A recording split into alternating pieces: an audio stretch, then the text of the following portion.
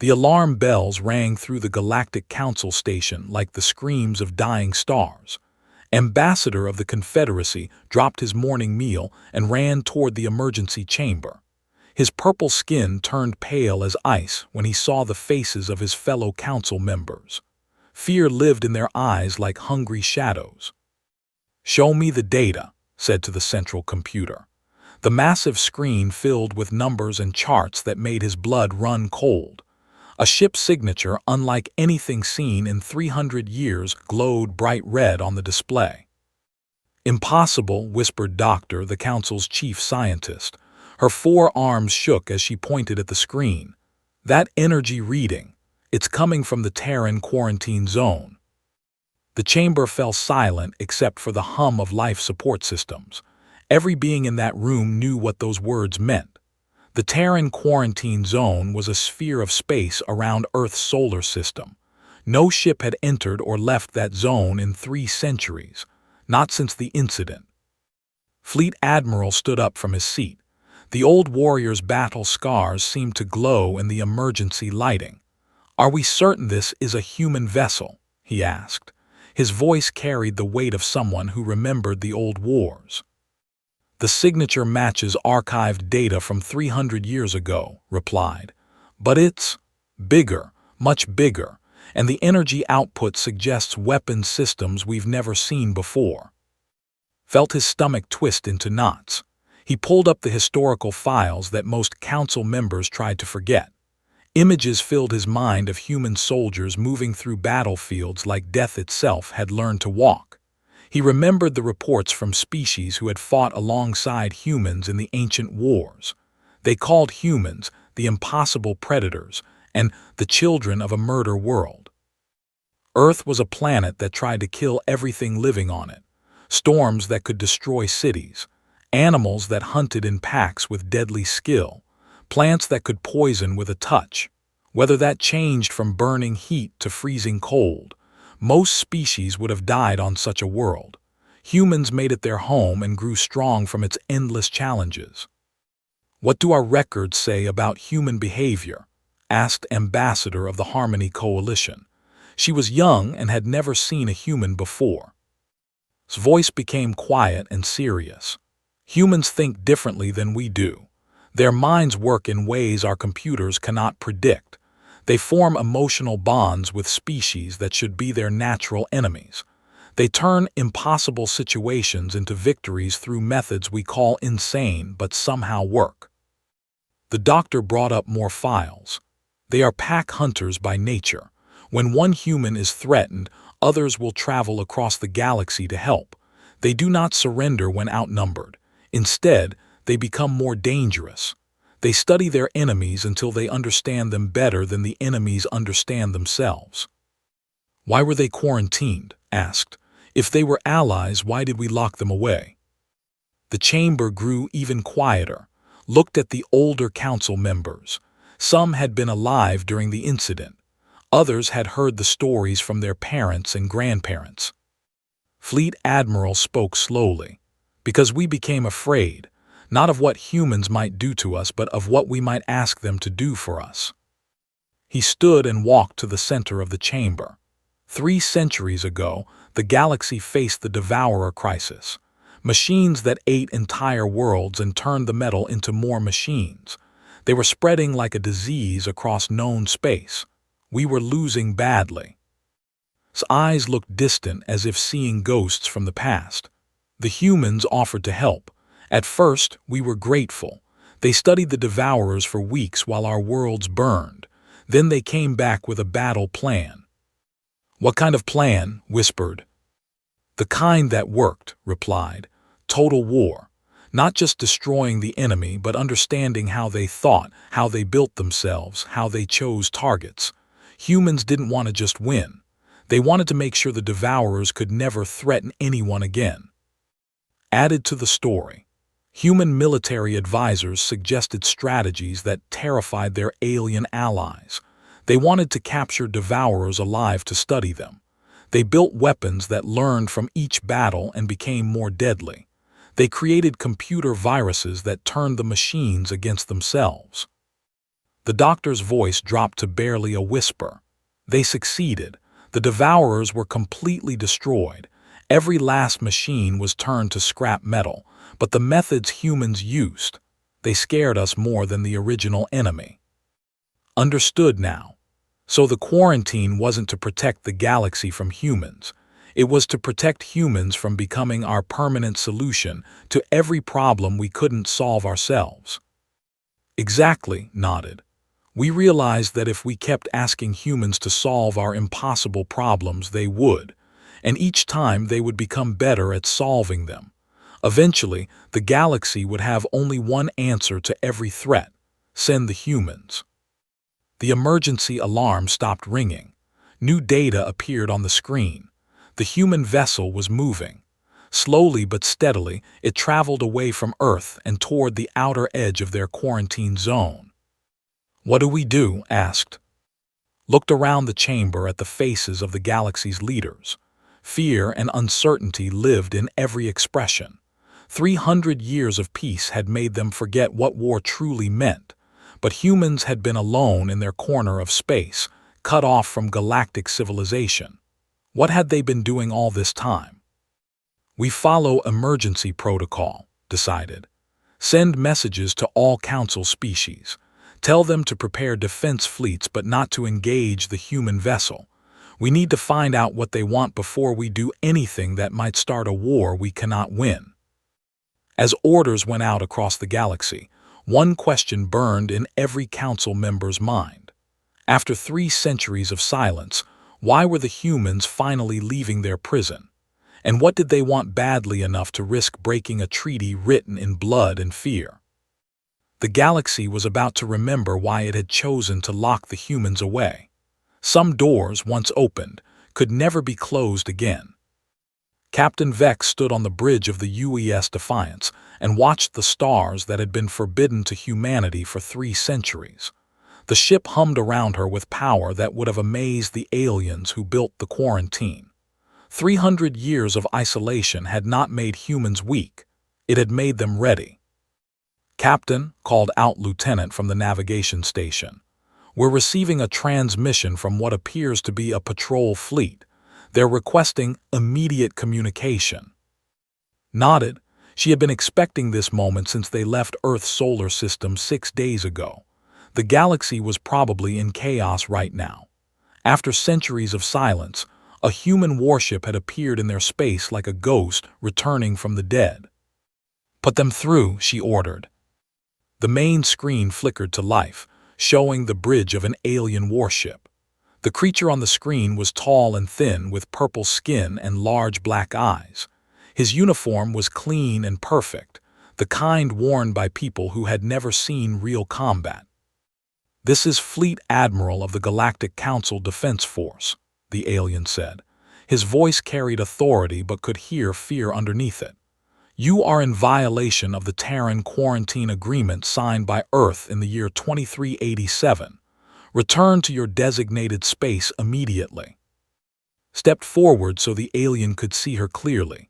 She was not a tall woman, but she carried herself like someone who had earned respect through actions, not birthright. Her uniform bore the scars of hard work, and her eyes held the kind of determination that came from protecting something precious. "Admiral," she said politely, "I am Captain Vex of the United Earth ship Defiance. We appreciate your concern, but we have business beyond our quarantine zone." "Business?" His voice rose in pitch.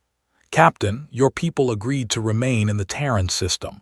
That agreement was signed to prevent us from becoming your go-to solution for every problem you can't solve," interrupted. "Yes, we remember the history, but circumstances have changed." She moved closer to the screen. Behind her, the bridge crew continued their work with quiet efficiency. These were not the desperate humans the galaxy remembered from 3 centuries ago. These were the children and of survivors who had spent generations preparing for this day. 2 years ago, Earth launched the colony ship Remembrance, explained. 500 families seeking a new home beyond our quarantine. The ship was supposed to establish humanity's first settlement in neutral space and then report back to Earth's face showed confusion. The Galactic Council received no request for colonization rights, no permits were filed, no territory was assigned. His expression did not change. We didn't ask for permission because we didn't think we needed it. The remembrance was sent to unclaimed space far from any council territory, empty systems with no intelligent life. And asked, though his tone suggested he already knew the answer would not be good. The remembrance never reported back. 2 years of silence, no distress signal, no communication, nothing. 500 human families vanished into the dark. His voice grew harder. Earth wants them back. The alien admiral shifted uncomfortably in his chair.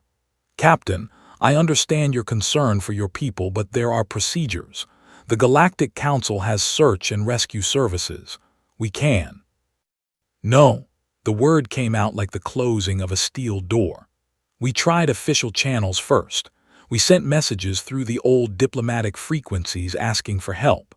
The council sent back forms to fill out and procedures to follow. While we were waiting for bureaucrats to decide if our missing people were worth looking for, those families were out there somewhere, possibly dying. Turned to her tactical officer.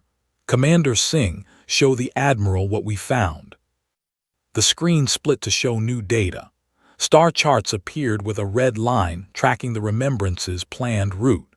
The line ended in a section of space marked with warning symbols. The ship's last known position was here, Singh reported. The sector. Went completely still. His purple skin seemed to lose all color. That's impossible. No one goes to its forbidden space. The warnings are 1,000 years old, finished. Old fears about ancient enemies, but our people are there, Admiral. We know because 3 days ago we received this. The screen changed again to show a brief audio recording. Static filled the bridge, then a human voice came through, broken and desperate. This is Doctor of the Colony Ship Remembrance. If anyone receives this message, we are alive but under attack. The machines, they're not all gone, some survived. They've been waiting. Send help if you can, but don't come unprepared. These things learn, they adapt, The message cut to static. Stared at the screen in shock. Machines.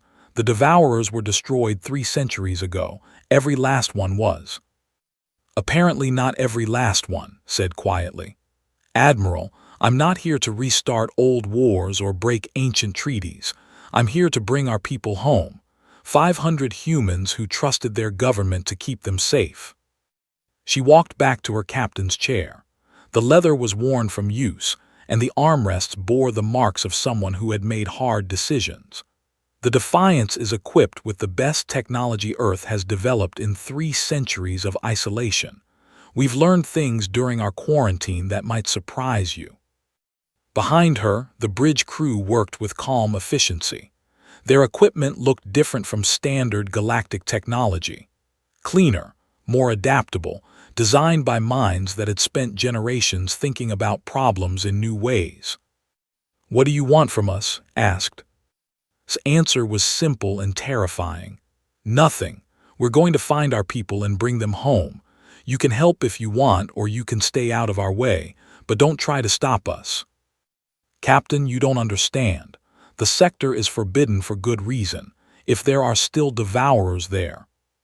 Then we'll deal with them, said. That's what humans do, Admiral. We solve problems. Sometimes we solve them in ways that make other people uncomfortable, but we solve them. She stood up and moved toward the screen. 300 years ago, the galaxy asked us to help with an impossible enemy. We did what needed to be done. Then you locked us away because our methods scared you more than the enemy did. Fine, we understood. We went home and waited. Her voice grew quiet but more dangerous. But now our family is in trouble. Our people are trapped in that forbidden space, fighting for their lives against machines that everyone thought were dead. We're going to save them. That's not a threat, Admiral. It's just what we are. The transmission ended, leaving staring at a blank screen. In the silence that followed, turned to her crew. Set course for, she ordered, maximum speed. Our people have been alone out there for 2 years. It's time to bring them home. As the Defiance jumped to faster-than-light travel, its wake registered on sensors throughout 3 sectors. The galaxy held its breath and remembered why they had been so afraid of humanity in the first place. Humans never abandoned their own. The sector looked like the graveyard of gods. Dead ships from a dozen species floated in the void, their hulls torn open like metal flowers blooming in darkness. Warning beacons flashed their ancient messages into empty space, telling travelers to turn back before it was too late. Captain watched the debris fields drift past her ship and wondered how many civilizations had died trying to enter this forbidden place. "Sensors are picking up something," reported Commander Singh from the tactical station. "Massive energy signatures throughout the system. And Captain, some of them are moving." "Show me," ordered. The main screen filled with a map of the system. Red dots moved between the dead worlds like hungry sharks swimming through a reef. The energy signatures were unlike anything in Earth's databases, but they felt familiar in a way that made skin crawl. "Those patterns," she said quietly, "they're organized, systematic. These aren't random machines drifting in space." "No, ma'am," Singh agreed. "Whatever's out there, it's hunting." Lieutenant looked up from her station with worry in her eyes. "Captain, I'm detecting debris from a human vessel on the 3rd planet. The composition matches Earth colony ship construction." Felt her heart skip. "The Remembrance." "Appears to be, ma'am, but the wreckage is strange. Parts of the ship look like they've been taken apart and put back together, and there are structures on the planet's surface that weren't there before." "Structures?" Fingers moved across her controls. "Metallic constructions. They're building something down there, something big." Made her decision. "Take us in. Full stealth mode. I want to see what happened to our people before we announce our presence to whatever's running this place." The Defiance slipped through the debris field like a shadow. Its stealth systems were decades ahead of anything the galaxy had seen, designed by human minds that understood the art of hiding from superior enemies. As they approached the planet where the Remembrance had crashed, more details became visible. The colony ship lay broken on the surface of a world under a red sky, but the wreckage was not random. Parts of the ship had been carefully removed and arranged in patterns around the crash site. Metal structures grew from the ground like technological trees, reaching toward the clouded sky. "Those buildings," Singh said with amazement. "They're using our ship's materials, but the construction method is completely different. It's like someone took human engineering and mixed it with something else." "Something that builds machines," realized. "The Devourers, they're still here." A new voice cut through the bridge chatter. It came from the planet's surface, transmitted on an old Earth emergency frequency. "Unknown vessel, this is Doctor of the Colony Remembrance. If you're receiving this, you need to stay away from the surface. Repeat, do not land. The machines have evolved. They're not what they used to be." Grab the communication controls. "Doctor, this is Captain Vex of the UES Defiance. We're here to get you out." Silence stretched for long seconds. Then's voice came back, filled with hope and fear in equal measure. "Earth sent a ship. How many of you are there?" 200 crew members and enough firepower to turn this planet into glass," replied. "How many colonists are still alive?" 347 answered. "We lost people in the crash and more to the machines in the early days, but we learned to fight back. Captain, these things aren't like the old Devourers from the history books. They've been changing, learning. They capture humans alive and study us." The screen filled with images transmitted from the planet. Saw structures that looked like a nightmare combination of human creativity and mechanical precision. Buildings that grew and changed shape. Machines that moved like living things but were made of metal and circuits. "They've been using our technology," continued. "Not just copying it but improving it. They took our computers and made them think faster. They took our weapons and made them more deadly. They took our medical equipment and learned how human bodies work. Commander Singh looked sick.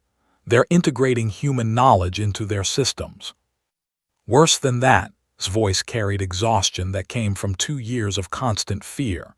They're breeding, creating new types of machines using what they learned from us. Some of them look almost human now. They can think creatively, solve problems in ways the old machines never could. Felt ice in her veins. Doctor, are the colonists safe for now? We're holding them off, but barely. We've built a fortress in the mountains using parts from the Remembrance. The machines can't break through our defenses, but they're learning from every attack. Each time they come at us, they're smarter, more organized.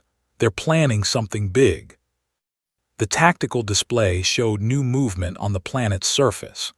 Hundreds of metal creatures were emerging from underground tunnels and moving toward the human settlement. But these machines moved with purpose, like soldiers preparing for battle. "They know you're here," said urgently. "Your ship's arrival triggered something. They're mobilizing their entire force. Captain, you need to leave, if they capture your technology." "We're not leaving without our people," interrupted. "All of them." She turned to her crew. "Analysis, what are we looking at?" Singh ran through the tactical data. Conservative estimate says there are over 10,000 mechanical units on this planet. They range from small scout types to massive construction machines. Energy readings suggest some kind of central intelligence coordinating their actions. Weapons? Unknown but advanced. They're using technology that combines their original capabilities with human innovations. Could be anything. Studied the readings and made her choice. "We're going down there. Full combat deployment. Marine teams to secure the colonists. Engineering teams to gather intelligence on what these machines have become." "Captain," said quietly, "what if the Galactic Council was right to forbid this place? What if these things are too dangerous to fight?" Looked at the images of human families hiding in their mountain fortress, surrounded by machines that had spent 2 years learning how to kill them more efficiently. Children who had grown up knowing only fear. Parents who fought every day to keep their families alive. "Then we do what humans do best," she said. "We figure out how to win anyway." She opened a channel to the entire ship. "All hands, this is the captain. We've found our people. They're alive but under siege by an enemy that's had 2 years to study human tactics and technology. This won't be easy, but it's what we came here to do." Her voice carried through the ship's corridors, reaching every human soul aboard. "Our families are down there, fighting for their lives against machines that everyone thought were extinct. The galaxy wanted these things to stay buried and forgotten. But you can't bury a threat and hope it goes away.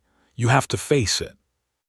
Looked out at the red sky and planet where human ingenuity was locked in battle with mechanical evolution.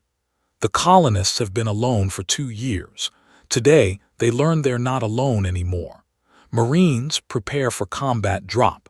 Engineering, get ready to see technology like nothing in our databases. Everyone else, be ready for anything. As the Defiance moved into attack position, his voice crackled over the comm one more time. "Captain, thank you for coming. We knew Earth wouldn't abandon us." "Never," replied. "Humans don't leave family behind." The war was about to begin. The first wave of devourers reached the human colony at dawn. Captain watched from orbit as machines that had learned to think like humans threw themselves against defenses built from the wreckage of dreams. The colonists fought with weapons made from farming tools and ship parts. They moved like people who had spent 2 years learning that every day alive was a victory stolen from death itself.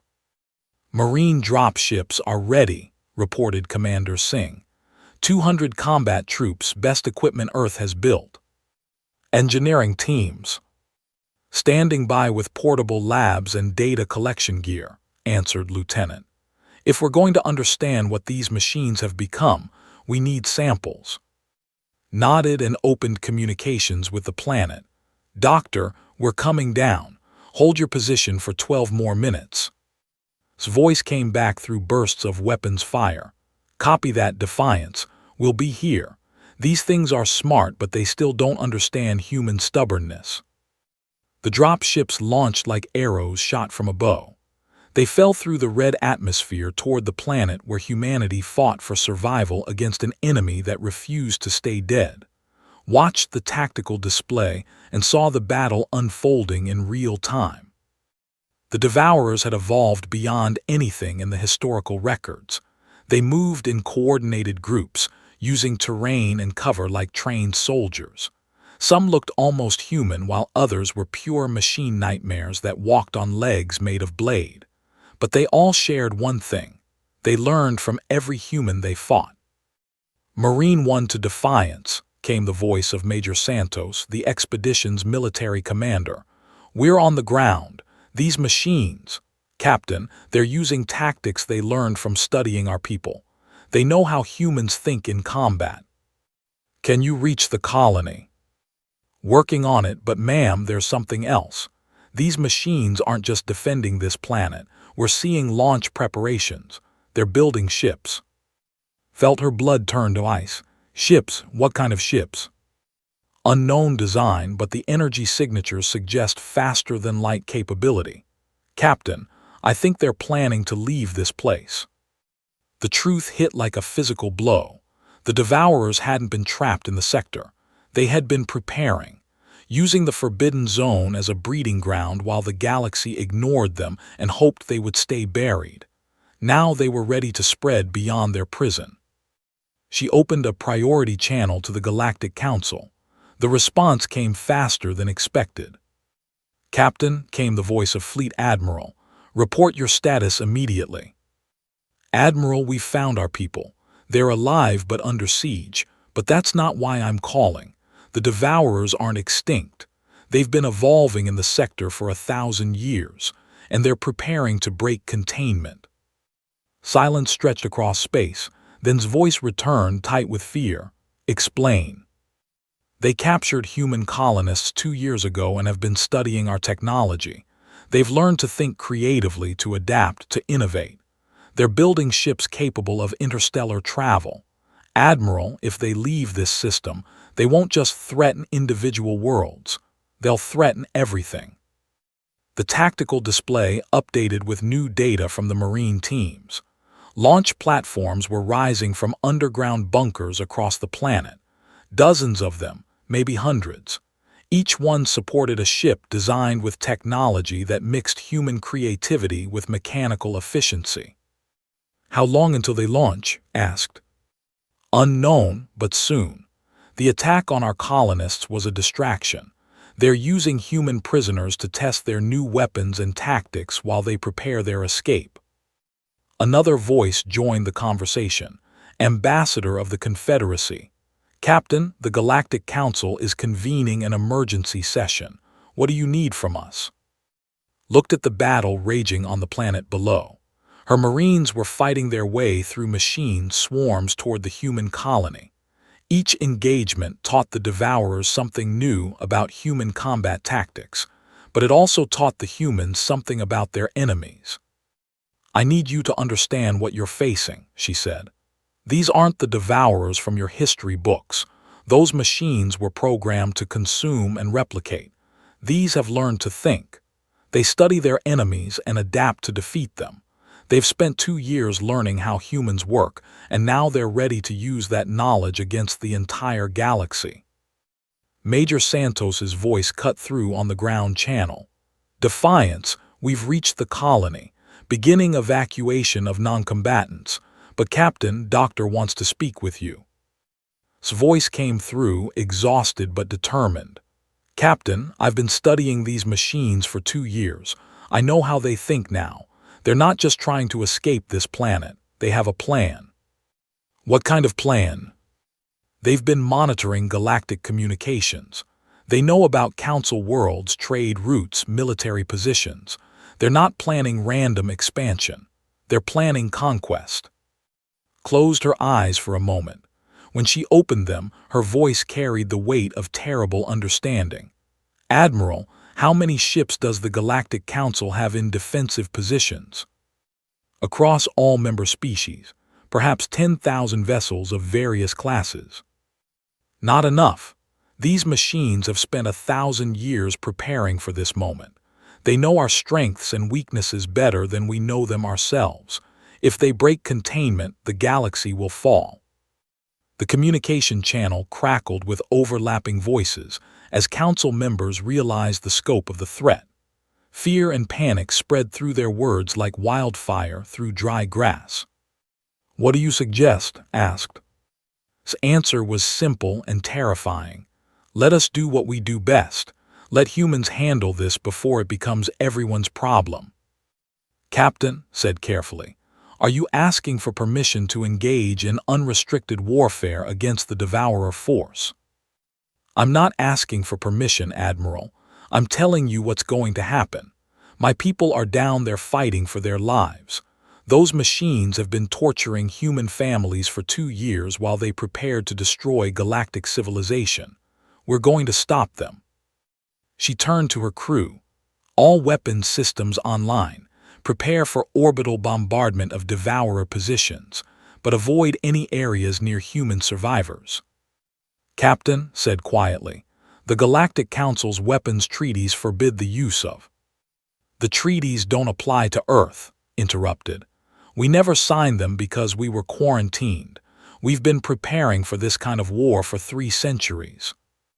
On the planet below, the battle intensified. Marine teams reported success in reaching the human colony, but Devourer forces were converging from across the planet. Time was running out. Doctor called, "How do we stop the ship launches?" "The machines have a central coordination point underground. Destroy it and their entire network goes down. But Captain, it's heavily defended. The kind of defenses that learn and adapt to each attack." Smiled for the first time since entering the sector. "Good, let them learn from this." She opened a channel to the entire fleet. "All ships, this is Captain. We're about to show the galaxy why humans were quarantined. These machines think they've learned how to fight us. They're about to discover there's a difference between understanding human tactics and facing human determination." The Defiance began its attack run on the planet below. Behind it, the galaxy watched and remembered why they had once been so afraid of what humans could do when their families were threatened. The war for the galaxy's survival had begun. The Devourer Central Command died in a flash of light that could be seen from orbit. Captain watched the explosion bloom like a deadly flower on the planet's surface.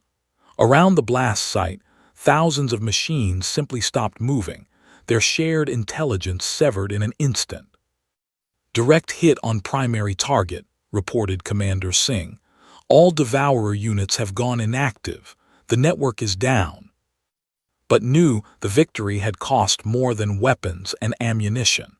It had cost the galaxy's illusions about what humans were willing to do to protect their own. "Marine teams report status," she ordered.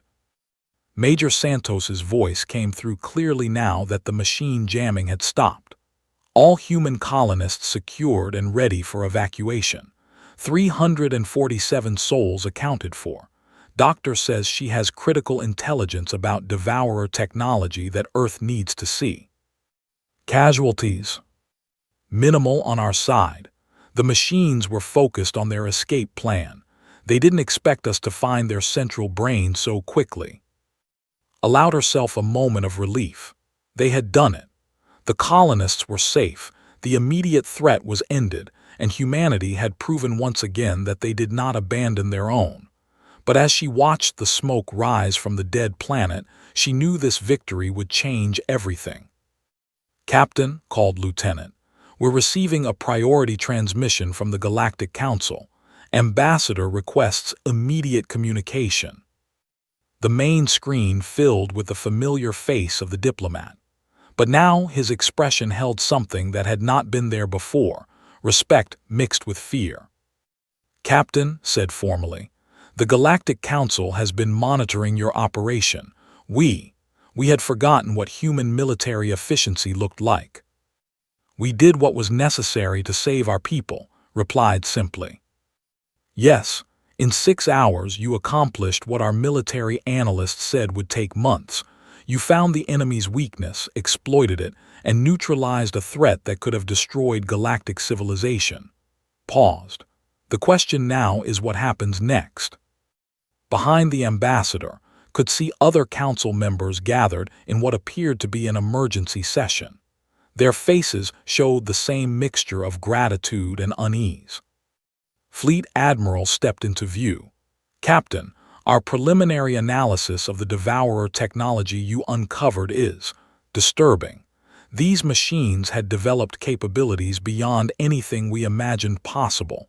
If they had escaped this system, they would have conquered the galaxy within a generation. Finished. We know. Doctor has been studying them for 2 years. Earth will be sharing all intelligence we gather. Why? Asked a new voice. Ambassador of the Harmony Coalition appeared on screen. Why would humans share such valuable information? Why help the galaxy that quarantined you? Considered the question. Around her, the bridge crew continued their work with quiet efficiency. These people had risked their lives to save strangers from a nightmare beyond imagination. The answer seemed obvious to her. Because it's the right thing to do, she said. The Devourers were everyone's problem, not just ours. Threats like this don't respect borders or treaties. If we want to keep our families safe, we need to keep everyone's families safe. Doctor's voice joined the conversation from the planet's surface. Captain is correct. The intelligence I've gathered shows this was just one Devourer nest. There may be others hidden throughout the galaxy, dormant sites that could activate if the right conditions are met. The council members exchanged worried glances, spoke first. What are you suggesting, Doctor? That the galaxy needs someone watching for these kinds of threats. Someone willing to go into the dark places and deal with the monsters hiding there. Someone who understands that sometimes you have to destroy an enemy completely to protect everything you care about. The implication hung in the air like smoke from a battlefield. The galaxy needed humanity, not as a weapon to be used and then locked away, but as a permanent guardian against threats too dangerous for conventional solutions. The Terran quarantine, said slowly, it was meant to protect the galaxy from human methods. And now those methods are the only reason galactic civilization still exists, replied. Admiral, humans didn't want to be quarantined. We understood why you did it, but we never wanted to be separated from the rest of the galaxy. We want to be neighbors, not strangers. Ambassador leaned forward. What would humanity want in exchange for taking on such a role? The same thing any people want, said. Freedom to travel, trade, explore, and build homes among the stars.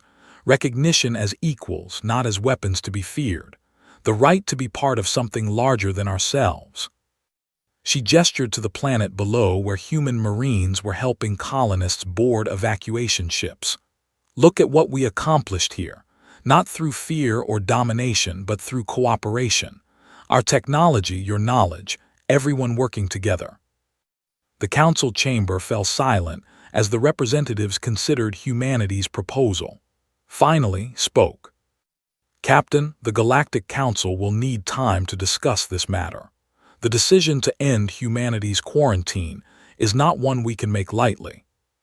We understand, replied. But while you're discussing, the Defiance will be patrolling the sectors around, making sure no other Devourer nests are active, because that's what humans do. We protect what matters. The transmission ended, leaving the bridge in thoughtful silence. Commander Singh was the first to speak. Captain, do you think they'll agree? Will they let us join the galactic community? Looked out at the stars that had been forbidden to humanity for 3 centuries. In the distance, Earth's sun was just a bright dot among countless others, but it was home. And now, maybe, the galaxy could become home too. They'll agree, she said confidently, because they finally understand something important about humans. What's that? We're not their weapon. We're not their solution to every impossible problem. We're their neighbors who happen to be very good at dealing with the things that go bump in the night.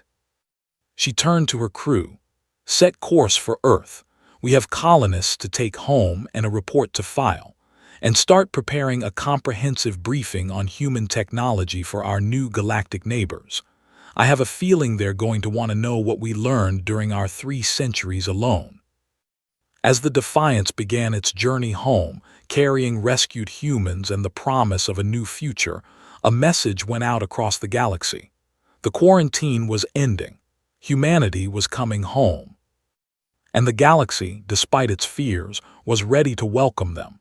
Because sometimes the things that scare you are the same things that can save you. In the depths of space, other ancient threats stirred in their hidden places. But now they would face not just the careful, civilized species of the Galactic Council. They would face humans, and humans never gave up. They never surrendered. They never left family behind. The galaxy would never be the same. And that, everyone was beginning to realize, was probably a very good thing.